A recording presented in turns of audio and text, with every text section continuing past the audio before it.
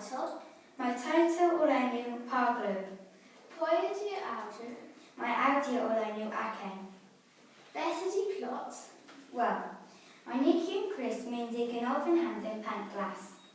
Mae Nicky chwarae hoci, ond dydy hi ddim yn hoffi chwarae hoci.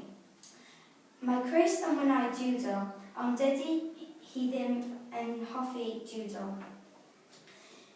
Nesaf mae nhw'n chwarae pêl-droed, a mae Nicky yn Chris yn mwynhau. Beth mae Nicky yn yfed yn y caffi? Mae Nicky yn yfed sydd oren yn y caffi. Pa chwaraeon ydy Nicky yn mwynhau? Mae Nicky yn mwynhau chwarae pêl-droed achos mae Nicky gyda ffrindiau a mae 2 gol i merched a mae 2 gol i bachgen. Beth wyt ti'n feddwl o'r stori?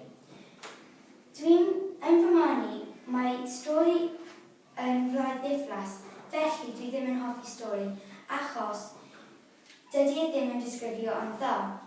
Ond dwi'n dwlu am mynd i Ganolfan Hamden yn y Llanisyn achos dwi'n gallu nofio yn dda iawn. Oes gymryd hoff gyda ti?